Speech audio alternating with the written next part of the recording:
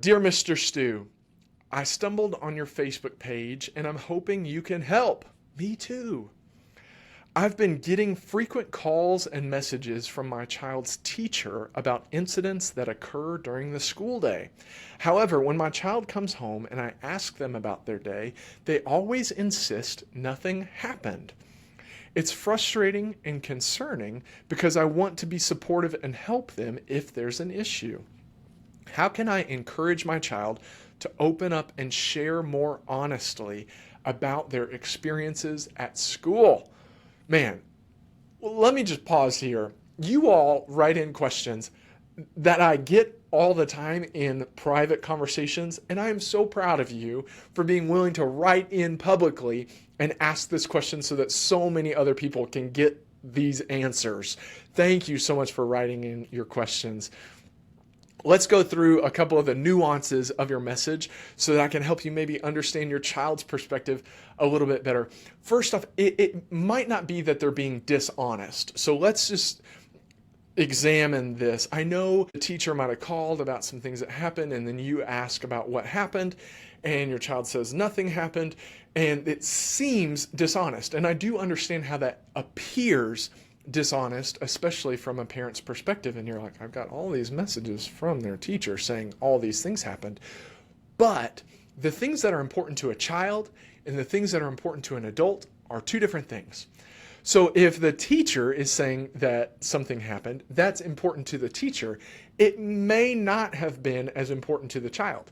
So when you say, how was school today? It was good.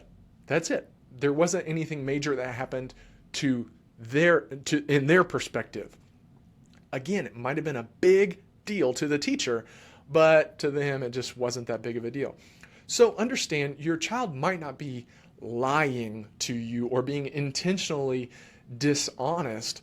It just wasn't a big deal to them. That was a big deal to the teacher.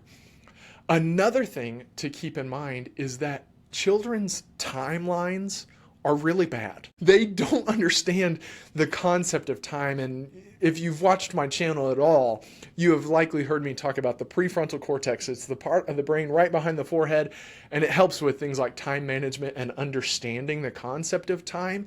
And young kids don't have that part of their brain. It's not that it's not there. It's just not fully accessible, and they can't use it freely.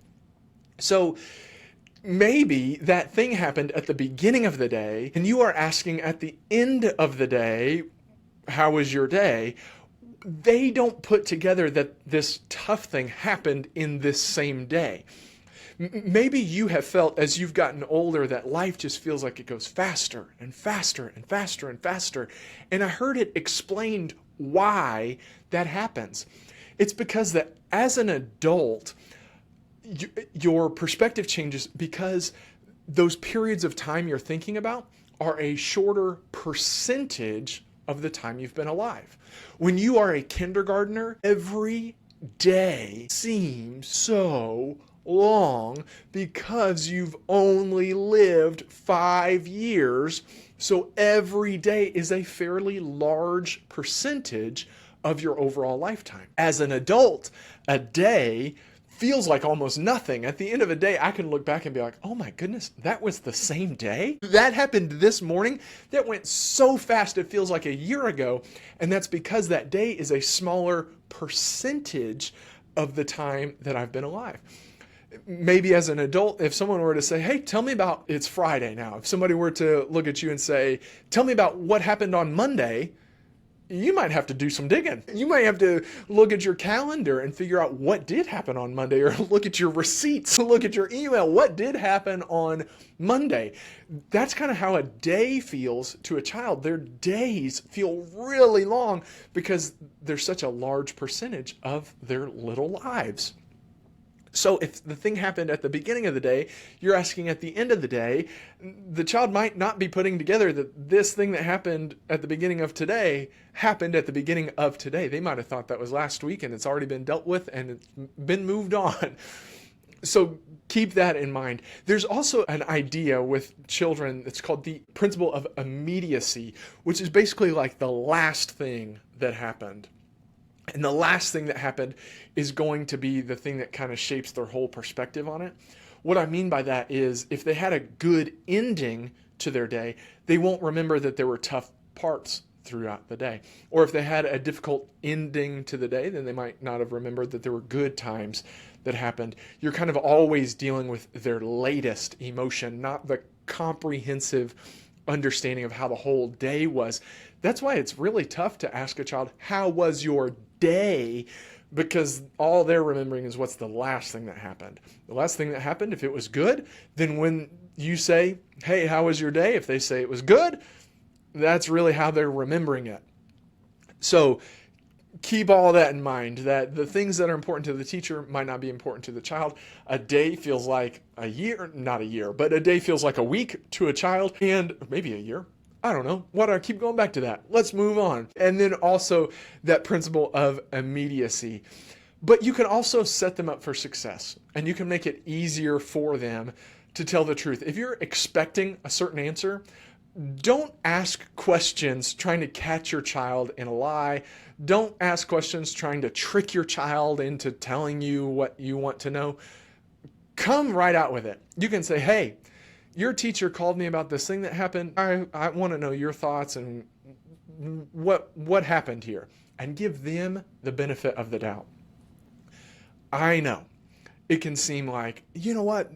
Kids always lie, adults always tell the truth. And what I can say is people tell their perspective. So to the teacher, this might have been a big disruptive incident that came from out of nowhere and the child was just being disrespectful. And in the child's mind, it might be completely different. And guess what? To both people, both things are true. Neither one was lying to you, but it's important to understand both people's perspective and to finally understand what was fully going on in that situation. So don't try to set them up and trick them, and don't try to set them up. And when they say it was good, then you come back and say, oh yeah, well, your teacher told. There's no need for any of that. Just come right out with it. They get home. You say, how was your day? They say, it was good. And you say, oh, thank you so much for telling me that. I do have some messages from your teacher, and I just wanted to know, what is this about? Here's what your teacher said. And tell them what their teacher said. And let them respond. Let them be open and honest about their thoughts and feelings. They might even say, yeah, it was so stupid. And it was a big deal when it happened. But 10 minutes later, she treated it like nothing happened. Sometimes adults message too early. Sometimes the thing has just happened and they shoot the message and they think it's going to be this big deal. And 10 minutes later, they don't care about it any more than the child cares about it. So take all of that into perspective. And the big thing is really set them up for success. If you want them to tell the truth, help them tell the truth. If you want them to be open and honest about what's going on, help them be open and honest about what's going on. It's like if you are asking them to do every single step of this whole process and they are brand new at this, but you're asking them to do every single part of it, of remembering what happened and thinking about the thoughts and feelings and thinking about the consequences and understanding, oh, that's a lot for a child. Set them up for success. Come right out with it and say, you know what? Your teacher told me this. Here's what your teacher said. Tell me, what was going on? What were some of the thoughts you were having? Yeah, okay. And do you see how that could bother your teacher? Do you see maybe why your teacher sent me a message?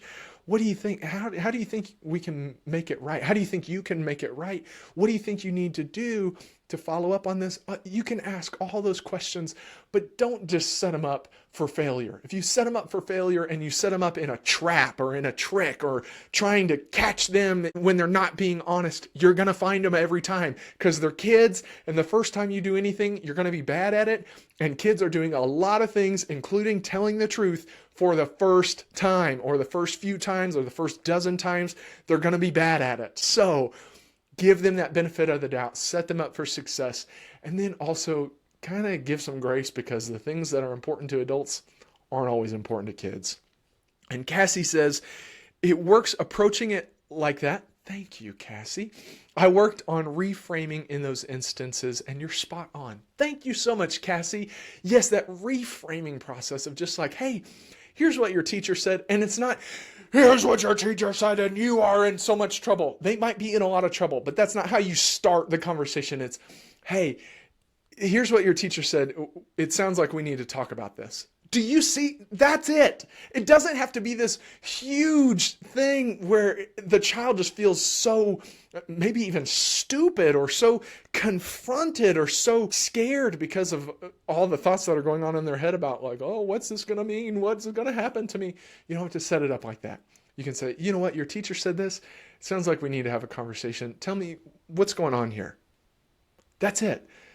Then let them talk, let them share, and then you can talk with them about, so how do you think you need to follow up on this? What do you think needs to happen to make this right? And you can discuss that with them as well. And sometimes it's nothing. Sometimes it's you have a conversation with the teacher or the administration, and you call them and you say, hey, this is what my kid told me, and I understand this is what you saw and all that, but it sounds to me like this is not as big of an issue as it was. Am I missing something here?